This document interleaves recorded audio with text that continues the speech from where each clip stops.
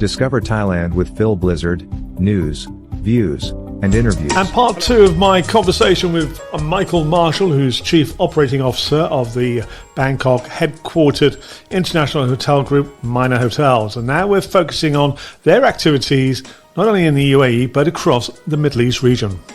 Well, I'm talking to you from Ras Al Khaimah, so let's have a look at the UAE, the GCC, and just up the road from where I am, you've got a new resort almost opening, which looks fabulous by the mangroves, and Mina Al Arab is a part of Ras Al Khaimah. Give us a quick overview of what we can expect. Well, we really are very excited about the Anantara Ras Al Khaimah, and the tourism board of Ras Al Khaimah and our partners there and everything, are really wanting us to, position it at the top end and, give Ras Al Khaimah, that also that sort of luxury class of resort. So that's where we're positioning. We're going to have overwater villas and, like we have in Dubai Palm, overwater villas. So, we're going to make it a very much experiential luxury resort, and we're on schedule for next year now. So next year, there's been quite a bit of delay, but it's definitely on schedule, which is good news. It's a wonderful location, and the beach there, I know it before you started building. I just got there quite a lot, and it was like going to the Maldives, and it was only half an hour's drive away. Fabulous. Yeah. Okay. Staying with the UAE, new property on the islands of the world. What's the situation? Yes, this is really, really exciting, and that's coming in December, which is great news. We were really hoping to open it this year. It's all the arrival, the experience. You'll take a boat from the Anantara Dubai Palm. I've done it myself already. Lucky you! Very nice. Yeah.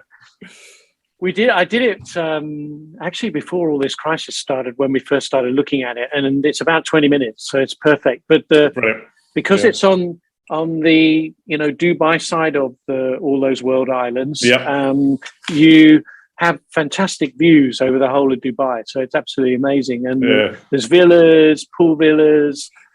So we really kind of position this as a unique Maldives type, absolutely island of Dubai. The photographs look very, very impressive, and it's going to be a case of being in the Maldives, in Dubai, and to travel.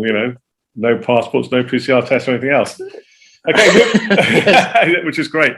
Okay, moving up the road to Abu Dhabi, and I was in the Liwa Desert last week, and I popped into Casa Al Sarab, Anantara Resort, magnificent property. I was there for about half an hour, just having a quick look around, and looks stunning. There's been a few enhancements, hasn't there? Refurbishments at the property? Yes, actually, there's a lot of renovations and refurbishments and additions coming there. It's really good to see.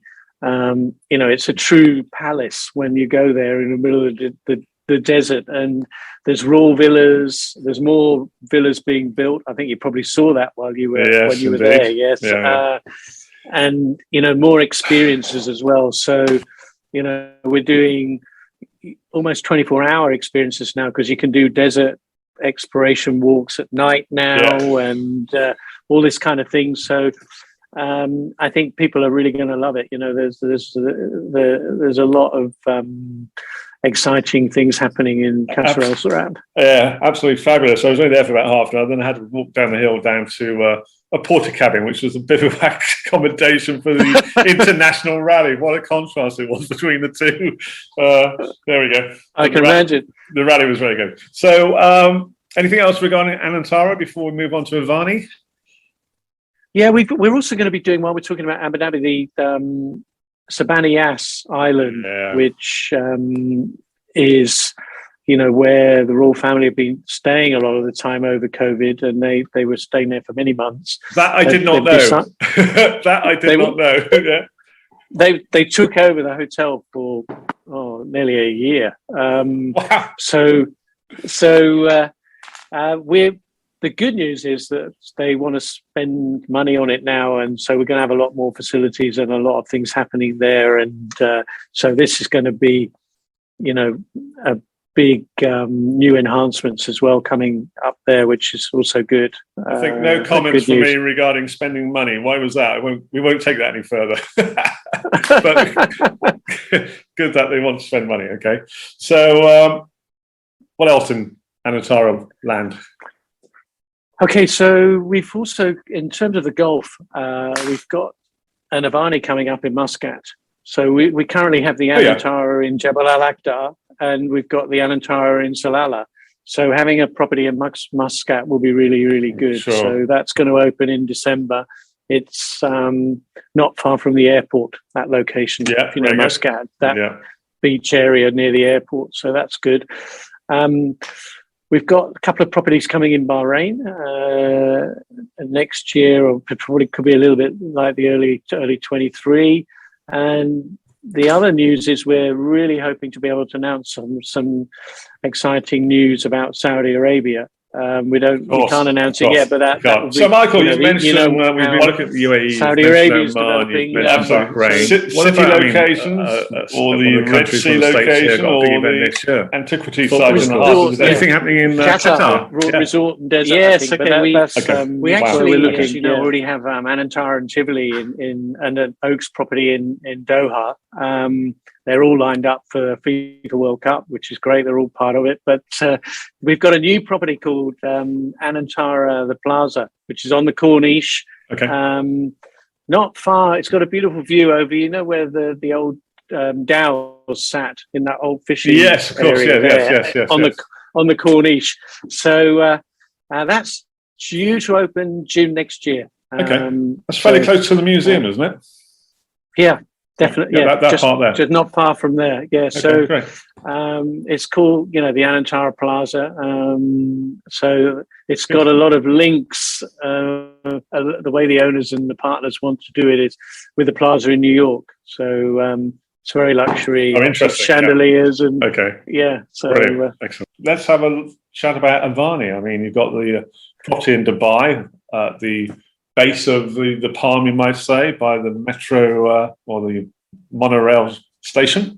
Yes, the Avani Dubai Palm view has exceeded all expectations. Actually, even during this COVID period, and it's running really high occupancies and good rates. So what we're seeing is that even demand has grown, and also the other Avani in we've got in Ibn Battuta, in the shopping mall. Sure, that's doing well too. Is that sort of perhaps visitors for Expo 2020? Do you think? Well, Expo has picked up now, and that's exciting because there was a bit of a slow start earlier in the year, and we were a little bit concerned. But now I think with the PR and the promotions and everything that Dubai Tourism is doing, and the link with Emirates is helping, and we're getting definitely business coming through for that now, and delegations from those exhibition stands and everything, which apparently are very, very good.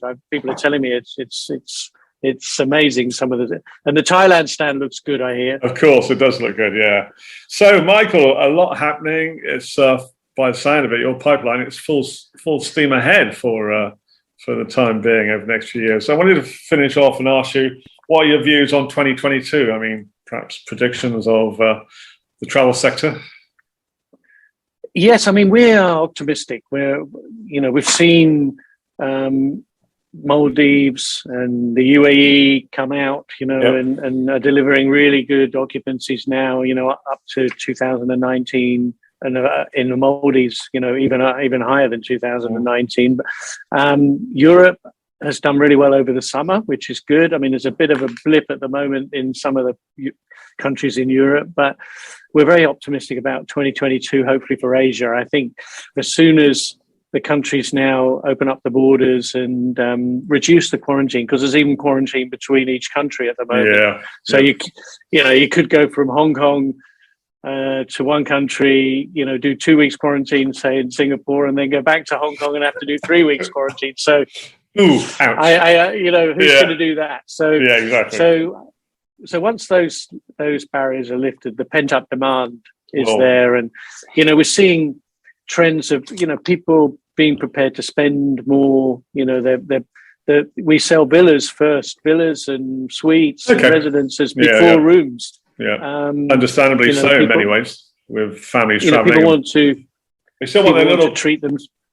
Still want their they little want bubble. their privacy. Yeah, still want their little bubble, don't they? Yeah, perfect. Yeah. Okay, that's a very optimistic note from you. And as you say, when those restrictions in your region sort of relax, you're going to have a flood of travellers, I guess, between the different countries in Southeast Asia. Yeah. Well, great talking to you. Thanks very much for the amount of time and the oversights. Great stuff. Thanks very much, Michael. Thank you, Phil. We look forward to seeing you here in Thailand soon. I'll let you know, hopefully. I'm Phil Blizzard with TravelWise news, views and interviews. I look forward to joining you soon. And if you would like to have a podcast production for your organisation, do get in touch with me. Drop me an email, philblizzardmedia@gmail.com. A Phil Blizzard radio production. TravelWise with Phil Blizzard. News, views and interviews.